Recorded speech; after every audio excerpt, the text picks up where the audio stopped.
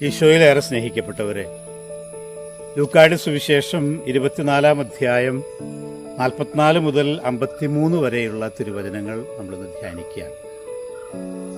ലൂക്കായുടെ അവസാന അധ്യായത്തിൽ കർത്താവിൻ്റെ സ്വർഗാരോഹണമാണ് പ്രത്യേകമായിട്ട് വിവരിക്കുക. കഴിഞ്ഞ വ്യാഴാഴ്ച നമ്മൾ ഈശോയുടെ സ്വർഗാരോഹണ തിരുനാൾ ആചരിച്ചു. ഈശോ തന്റെ ശിഷ്യന്മാരെ ധൈര്യപ്പെടുത്തുകയാണ്. വലിയ അത്ഭുതവും കുറച്ചൊക്കെ അവിശ്വാസവുമായി മുന്നോട്ട് പോയിരുന്ന ശിഷ്യന്മാരുടെ മനസ്സ് തുറക്കുന്നു. വിശുദ്ധ ലിഖിതങ്ങൾ അവരെ പഠിപ്പിക്കുന്നു. അത് ഉൾക്കൊള്ളാനുള്ള ആ വലിയ തുറവി അവർക്കുണ്ടാകുന്നു. ആ പശ്ചാത്തലത്തിലാണ് ഇന്നത്തെ സുവിശേഷം നമ്മൾ മനസ്സിലാക്കേണ്ടത്. ആദ്യം നമ്മൾ കാണുക, ഈശോ നമ്മളെല്ലാവരെയും തന്നെ മിഷണറിമാരാകാൻ വിളിക്കുകയാണ്. പ്രത്യേകിച്ച് ഇപ്രകാരമാണ് നമ്മൾ കാണുക: പാപമോചനത്തിനുള്ള അനുതാപം ജെറൂസലേമിൽ ആരംഭിച്ച് എല്ലാ ജനതകളോടും പ്രഘോഷിക്കപ്പെടണം. ലോകത്തിന്റെ കേന്ദ്രമായിട്ട് അവരെന്ന് കണ്ടിരുന്നത് ജെറൂസലമാണ്. ആ ജെറൂസലേമിൽ നിന്ന് ആരംഭിച്ച് ലോകത്തിന്റെ അതിരുകൾ വരെ എത്തണം. എങ്ങനെയാണ് നമുക്കത് എത്തിക്കാൻ സാധിക്കുക? അവിടെയാണ് തുടർന്ന് നമ്മൾ കാണുക, ഇതാ എൻ്റെ പിതാവിൻ്റെ വാഗ്ദാനം നിങ്ങളുടെ മേൽ ഞാൻ അയക്കുന്നു. അപ്പോസ്തലോ എന്നുള്ള വാക്കാണ് ഇവിടെ ഉപയോഗിച്ചിരിക്കുന്നത്, അയക്കുന്നതിന്. നമുക്കറിയാം, അപ്പോസ്തലന്മാരെയാണ് പ്രത്യേകമായി ഈശോ ദൗത്യം നൽകി അയക്കുന്നത്. പക്ഷെ ഇവിടെ അപ്പോസ്തലോ എന്ന് പറയുമ്പോൾ എന്താണ് അവിടെ ചേർന്ന് പോകുന്ന വാക്കെന്താണ്? എൻ്റെ പിതാവിൻ്റെ വാഗ്ദാനം ആണ് ഈശോ അയക്കുന്നത്. പിതാവിൻ്റെ വാഗ്ദാനം പരിശുദ്ധാത്മാവാണ്. അപ്പോൾ നമ്മൾ കാണുക, അപ്പോസ്തല പ്രവർത്തനങ്ങളിൽ 1-ാം അധ്യായത്തിലെ 6-ാം വാക്യത്തിൽ വിശുദ്ധ ലൂക്കാ തുടർന്ന് പറയുന്നു, പരിശുദ്ധാത്മാവ് നിങ്ങളുടെ മേൽ വന്നു കഴിയുമ്പോൾ നിങ്ങൾ ശക്തി പ്രാപിക്കും. ജെറൂസലേമിലും യൂദയ മുഴുവനിലും സമറിയായിലും ഭൂമിയുടെ അതിർത്തികൾ വരെയും നിങ്ങൾ എനിക്ക് സാക്ഷികളായിരിക്കും. അപ്പോൾ സ്വർഗാരോഹണവും നമ്മുടെ മിഷണറി ദൗത്യവും പരിശുദ്ധാത്മാവിൻ്റെ ആവാസവും തമ്മിൽ അഭേദ്യമായി ബന്ധപ്പെട്ടിരിക്കുന്നു. ഈശോ നമ്മെ ഇന്ന് അയക്കുകയാണ് മിഷണറിമാരായിട്ട്. നമ്മൾ മിഷണറിമാർക്ക് മാത്രം മാറ്റിവെക്കേണ്ട ഒരു ദൗത്യമല്ല കർത്താവ് നമുക്ക് നൽകിയിരിക്കുന്ന ഈ സുപ്രധാന ദൗത്യം. ദൈവത്തെപ്പറ്റി, പിതാവിനെപ്പറ്റി ലോകമെങ്ങും പറയാൻ, ലോകത്തിൻ്റെ അതിരുകൾ വരെ പോകാൻ എനിക്ക് കടമയുണ്ട് എന്നുള്ള സത്യമാണെന്ന് ഓർക്കുക. അതിനായി പരിശുദ്ധാത്മാവ് നമ്മളെ സഹായിക്കുന്നു. ഈ ലോകത്തിൻ്റെ അതിരുകൾ നീയാണ് കണ്ടെത്തേണ്ടത്. നീ എവിടെയാണോ അവിടെയാണ് നിന്റെ ലോകം. ആ ലോകത്ത് യേശുവിൻ്റെ സാക്ഷിയാകുക, യേശുവിൻ്റെ അപ്പസ്തോലനാകുക, യേശുവിൻ്റെ മിഷണറി ആകുക എന്നുള്ളതാണ് ഏറ്റവും പ്രധാനപ്പെട്ട കാര്യം എന്നുള്ളത് നമ്മൾ മറക്കരുത്. ചിലപ്പോഴൊക്കെ ക്രൈസ്തവ വിശ്വാസം എന്ന് പറയുന്നത് അത് ഒരു ലേബലായിട്ട് മാറുമ്പോൾ, അല്ലെങ്കിൽ ഒരു നമ്മളുടെ അടയാളപ്പെടുത്തലുകൾ മാത്രമായിട്ട് മാറുമ്പോൾ, ഉള്ളിലേക്ക് ഇറങ്ങാത്ത വിശ്വാസമാകുമ്പോൾ അവിടെ നമ്മൾ പരാജയപ്പെടുകയാണ്.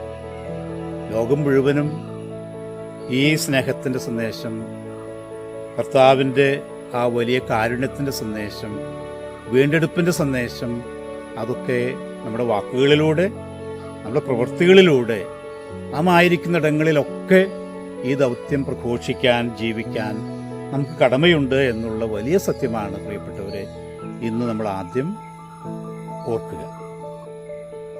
രണ്ടാമത് നമ്മൾ ചിന്തിക്കുക, ഈശോയുടെ സാക്ഷികളാകാനുള്ള ആഹ്വാനമാണ്. നിങ്ങൾ ഇവയ്ക്ക് സാക്ഷികളാണ്. അവിടെ മർത്തൂരിയോൺ എന്നുള്ള വാക്കാണ് വിറ്റ്നസ് എന്നുള്ളതിന്, സാക്ഷി എന്നുള്ളതിന് ഉപയോഗിച്ചിരിക്കുന്നത്. ഈശോയുടെ ജീവിതവും മരണവും ഉത്ഥാനവും ഇനി സ്വർഗാരോഹണവും ശിഷ്യന്മാരെ കണ്ട് മനസ്സിലാക്കിയതാണ്, അനുഭവിച്ചതാണ്.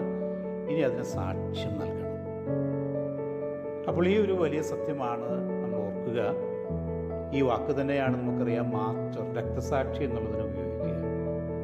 അപ്പോൾ യേശുവിനെ കണ്ട് അനുഭവിച്ച് അറിഞ്ഞ് സാക്ഷ്യം നൽകുമ്പോൾ അതുകൊണ്ട് മാത്രം നീ രക്തസാക്ഷിയാകാൻ സാധ്യതയുണ്ട്. ആദ്യം സഭയിൽ അതാണല്ലോ സംഭവിച്ചത്.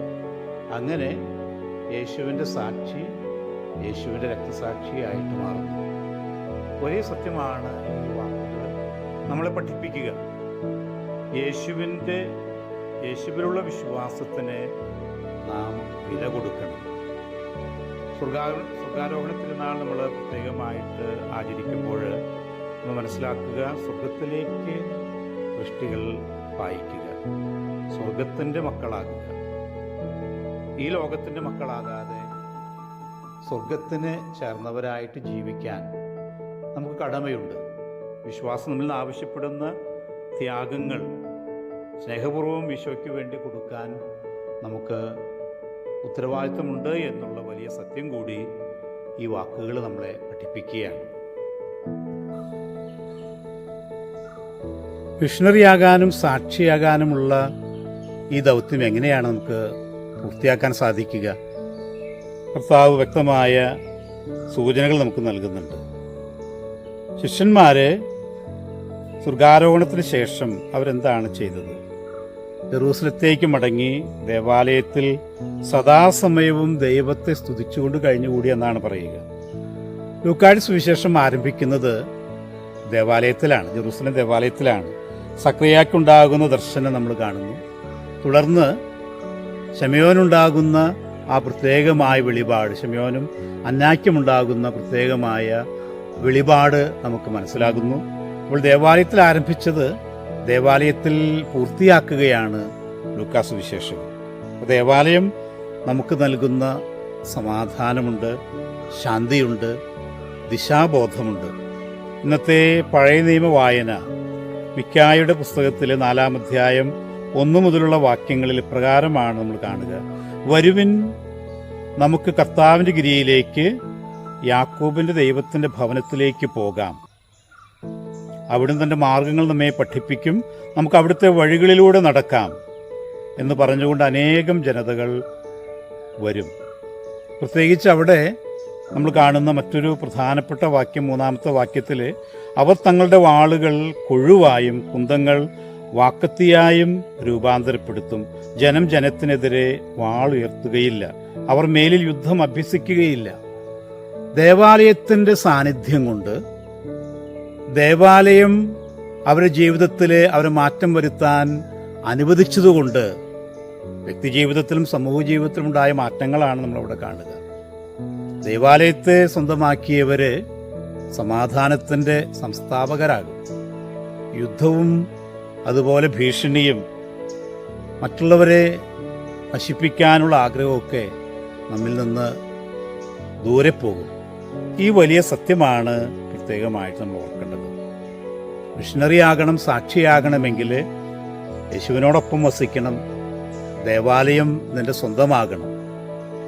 ദേവാലയം വീണ്ടും ഒരു അടയാളപ്പെടുത്തലാണ്. നീ ദൈവത്തോടൊപ്പം വസിക്കുന്നു എന്നുള്ളതിൻ്റെ ഒരു ശക്തിപ്രകടനത്തിൻ്റെയോ ബാഹ്യമായിട്ടുള്ള ആഡംബരത്തിൻ്റെയോ അടയാളമല്ല ആകരുത് ദേവാലയം. ദേവാലയം നിന്നെ യേശുവിനോട് ചേർത്ത് നിർത്തുന്ന, നിന്റെ ജീവിതത്തെ രൂപാന്തരപ്പെടുത്തുന്ന, സമാധാനം സ്ഥാപിക്കാൻ, സമൂഹത്തിൽ ഐക്യമുണ്ടാക്കാൻ, സമൂഹത്തിൽ ഹാർമണി വളർത്താൻ നിന്നെ സഹായിക്കുന്ന ഏറ്റവും വലിയ ഘടകം നിന്റെ ദേവാലയവും ദേവാലയത്തോട് ചേർന്നിട്ടുള്ള ജീവിതവുമാണ് എന്ന് പ്രത്യേകമായിട്ട് ഈശോ ഈ സുവിശേഷം വായിക്കുമ്പോൾ നമ്മളെ പഠിപ്പിക്കുകയാണ്. അതുകൊണ്ട് പ്രിയപ്പെട്ടവരെ, യേശുവിൻ്റെ നല്ല മിഷണറിമാരാകാം, യേശുവിൻ്റെ ഉത്തമ സാക്ഷികളാകാം. അതിനായി പ്രത്യേകമായി ദേവാലയത്തോട് ചേർന്ന് നിൽക്കുമ്പോൾ പരിശുദ്ധാത്മാവ് നമ്മളെ നയിക്കും.